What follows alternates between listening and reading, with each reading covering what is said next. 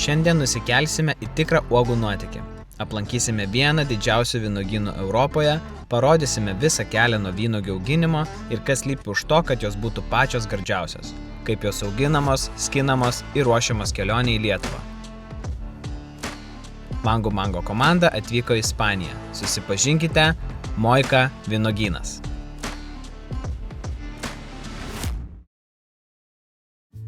Mūsų kelionė prasidėjo 4 ryto, bet mes buvome pilni entuziazmo. Vos atskridę į Ispaniją iš karto pasidžiaugiam nuostabia šiluma ir patraukėm tiesiai į Mursijos regioną pietryčių Ispanijoje. Pakeliui negalėjome atsistebėti visomis vaisių, uogų ir daržovių plantacijomis, tiesiog neįtikėtina, kiek visko čia auga. Įvažiuodami į vynuogyną nustebom, nes plantacijos milžiniškos, o aplink jas kalnai atrodo įspūdingai. Tai atvažiavom į didžiulį Moika ūkį. Mus pasitiks Juanas, kuris aprodys visas šios nuostabiausias vynuoges, šitą įspūdingą vynuogyną. Taip, kad nieko nelaukiam. Pirmin. Hola Juan, buenos días. Buenos días, Carolis. Hola, Mangumandas. Hello. How are you? How are you? Good, thanks. Thanks for coming. Yeah, what an amazing farm. Huge property. I don't even know where to start. No worries, relax. We are going to show you everything. Okay, we can go? Yeah, let's Wonderful. go. Let's go.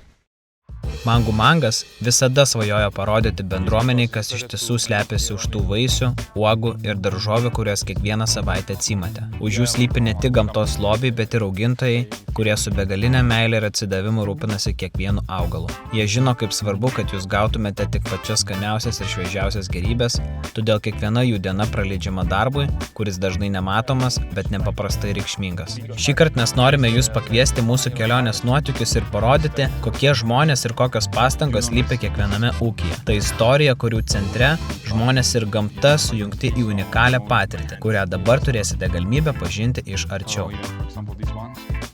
Tai virš mano galvos auga pačios skaniausios cotton candy vynuogės.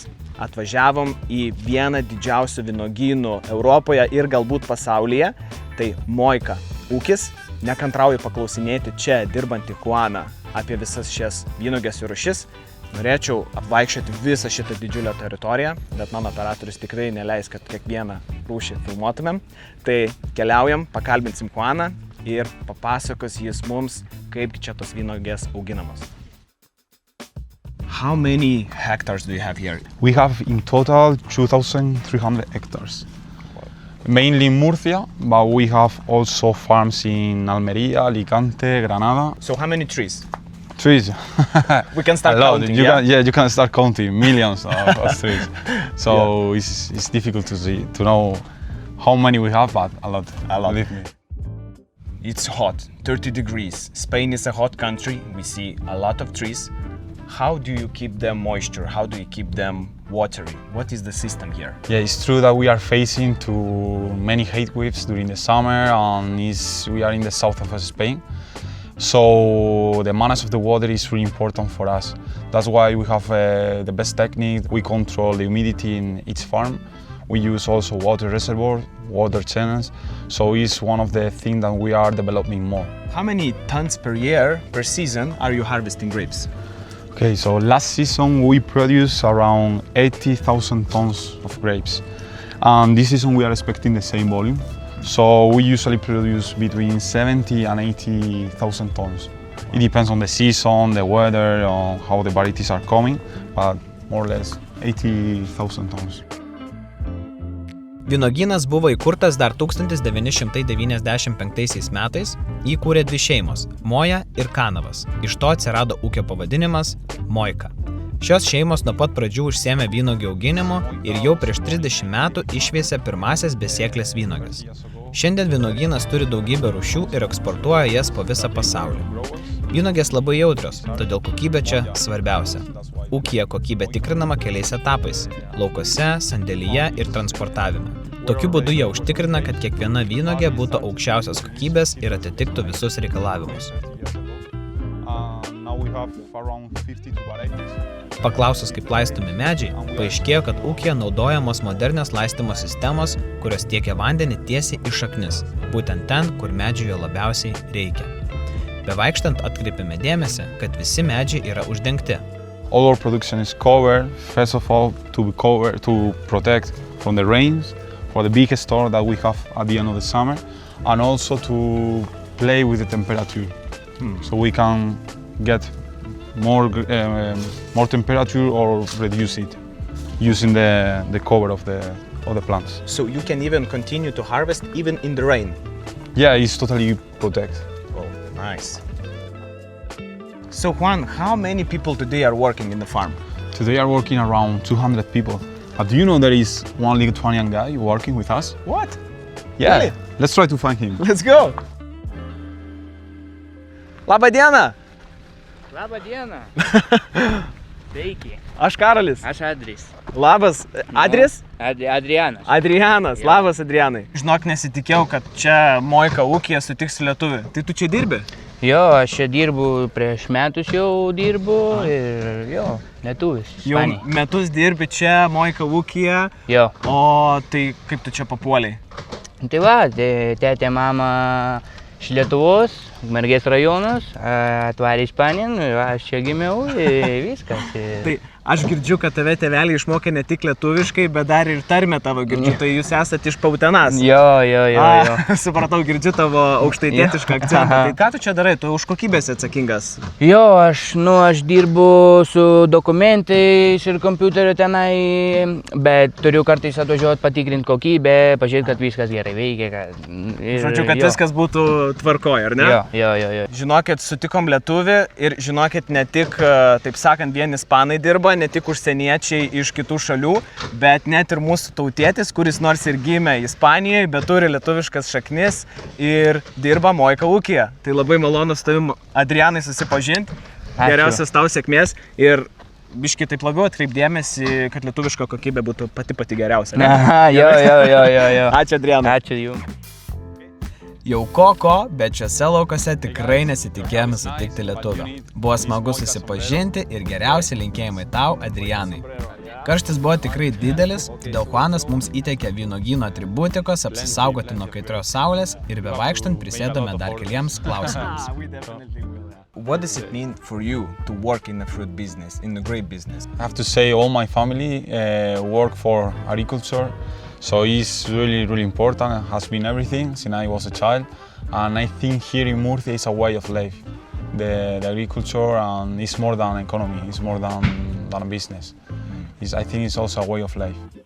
So which part in the growing is the most beautiful that you like in growing grapes? Okay, maybe when we go lunch with the college after a long day. But no, to be honest, maybe it's when the customer receives the grapes, maybe, I don't know, even when it's so far away and all the process is finished. So is it true that in Moika farms there are 54 different varieties of grapes? It's true, we have 54 varieties of seedless grapes and more are coming, are in testing. Okay. And you constantly searching for new varieties, breeding them? All the time. We are testing many different varieties all the during several seasons. So in the future we will have more than 54. Okay. Yeah. So in our model, Mango Mangas model, when the people are reserving the fruits on Monday, and a couple days later, all of them are having the grapes at their home and they can enjoy it. Is it a good system for the freshness? What do you think? Yeah, totally. I think your model is totally perfect. It's good because it's quick, it's fast, and in this on fruit, freshness is the most important. Okay. So I think it's good to don't store the fruit and go directly to the customer. Yeah.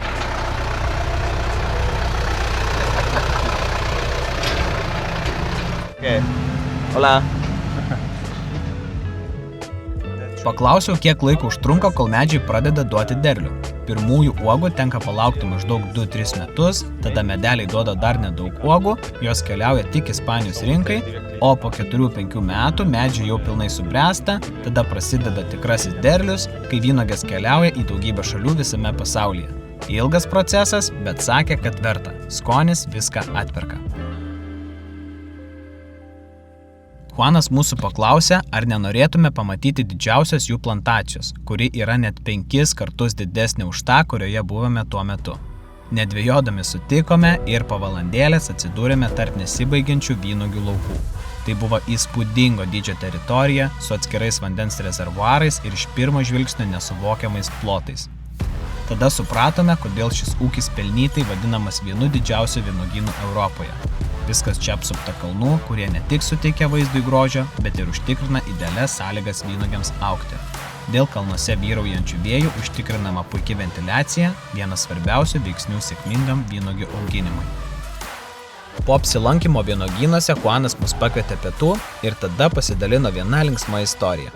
Pasirodo, anksčiau, kai darbuotojai baigdavo pamainas, visi traukdavo atsipalaiduoti į vietinius Totanos miestelio barus. Kartą, pasak jo, viename bare sėdėjo pilna žmonių ir visi su Moika logotipais ant drabužių. Atrodė, tarsi tai būtų įmonės vakarėlis, nors iš tiesų tai buvo tiesiog eilinis vakaras. Tiek daug vietinių dirba šiame vynuogyne, kad kartais visas miestelis atrodo kaip viena didelė komanda. Ir iš tikrųjų, čia dirbti prestižas ypač jaunimui, nes Moika vienas stipriausių darbdavių regione, siūlantis geras sąlygas ir galimybę rinktis darbo laiką, nes ūkis veikia visą parą. O ir pati Ispanija – žemės ūkio šalis, kur šis sritis sudaro reikšmingą dalį šalies ekonomikos. Tad tokios įmonės kaip Moika yra ne tik vietos pasididžiavimas, bet ir svarbi visos šalies dalis. Po pietų deserto nereikėjo, nes mūsų laukia vynuogių degustacija. Wow! Sweet Globe, Autumn Crisp, Cotton Candy, amazing candy hearts. Šis ūkis nuolat bendradarbiauja su vynuogių selekcininkais, kurie kuria ir augina naujas vynuogių veislės, siekdami išgauti dar geresnį skonį, tekstūrą ir atsparumą. Turėjome progą paragauti daugybę skirtingų rūšių, kurių iki tol dar niekada nebuvome ragavę, kai kurios iš jų dar net nėra prekyboje. Galiu pažadėti, kad mūsų asortimente artimiausiu metu tikrai atsiras daugiau naujų, itin skanių vynuogių. Svarbu pabrėžti, kad nė viena Moika vynuogė nėra genetiškai modifikuota. Visos naujos veislės kuriamos natūraliu selekcijos būdu, tai reiškia, kad atrenkamos ir kryžminamos tik natūraliai augančios vynuogių rūšys, be jokios genetinės inžinerijos. Po vynuogių degustacijos liko pamatyti paskutinę, bet labai svarbią stotelę, kaip vynuogės yra paruošiamos kelioniai į įvairias pasaulio šalis.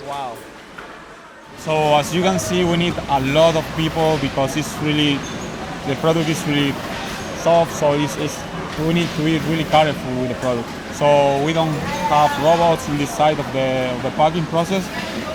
We need these people because they have experience and they really know how to do it. So how many people are working right here, right now? Now you see like 400 people. 400 people? Yeah. And how many warehouses, picking house do you have? How many? We have in total 6 pack houses. So how many in total workers do you have in one shift? We are in the group, Yeah. the total group, like 6,000 people. 6,000 people. Yeah, during the season, Okay, the peak of the so- season. Dar geriau šio ūkio dydį ir mastą padėjo suprasti dirbančių žmonių skaičius. Viename pakavimo sandėlyje dirba 400 žmonių, o tokių sandėlių yra netgi 6. Visos vynuogės, kurias matote, buvo skintos tą pačią dieną, kruopščiai apžiūrimos ir vertinama kokybė. Sužinojome, kad nuo vynuogių nuskinimo iki atvykimo į Lietuvą praeina vos 5 dienos. Juanas mūsų pažindino su Fina, kuri jau 14 metų dirba šiame ūkyje ir rūpinasi, kad kuo daugiau pasaulio šalių paragautų skaniasias Moika vynuogės. Man labai patiko jos filosofija ir supratimas apie darbą su vaisiais, kad tai nėra tik verslas, bet gyvenimo būdas, jog vaisius nėra vien daiktas, kurį parduodi, tai gyvybė, sveikata, spalva ir svarbiausia – skonis. Paklausėme, kodėl jų ūkyje viskas yra rožinės spalvos. Tai Fina atsakė, jog savininkams nuo pat ūkio pradžios norėsi daryti viską kitaip ir išskirtinai. Todėl ir spalva ryškiai rožinė. Paklausiau Finos, kokios jos mėgstamiausios vynuogės. And what about Muscat? Muscat? No, it's perfect. It's perfect. Džiaugiuosi, kad turėjome labai malonų ir šiltą pokalbį. Taip pat pastebėjome, kad sandėlyje paletes krauna ne žmonės, bet robotai. Tad Fina pasidalino, jog kai kuriuose sandėliuose įdegė robotų sistemas, kad palengvintų darbą žmonėms ir pagreitintų sandėlio procesus. Robotų pagalba galima sukrauti 3 skirtingus užsakymus ant skirtingų palečių vienu metu, o robotai nepavargsta, jie gali dirbti visą parą, todėl visi dėl to džiaugiasi. Vynuogių kekės labai atidžiai rankomis apžiūrimos, jeigu reikia apkarpamos, pats irgi gavau progą pabandyti šį labai svarbų darbą, bet man tikrai sekėsi ne taip gerai, kaip ilgametėms vynuogių atrinkimo profesionaliams. Viskas šiame ūkyje yra tikrai pastatyta ant kokybės ir profesionalumo. Tiek ūkyje, tiek sandėlyje ir svarbiausia pačioje komandoje. Tikiuosi, mums bent kažkiek pavyko jums perteikti visą patirtį, kurią pamatėme šiame vynuogyne ir žmonės, kurie deda labai reikšmingas pastangas, kad ant jūsų stalo atsidurtų pačios kokybiškiausios ir skaniausios pasaulio vynuogės. So Juan, thank you very much for this amazing experience, to showing us those beautiful grapes that are growing here, and the most important part, the people that are growing these amazing grapes. Thank you for coming, for your interest about who we are, who we grow the grapes, and hope you enjoy our nice grapes in Lithuania. Yeah, let's continue to bring the best grapes in Baltic states, okay? We'll do it. Thank you so much. Vynuogių kelionė baigta, bet mūsų kelionė tikrai dar ne. Važiuojam toliau.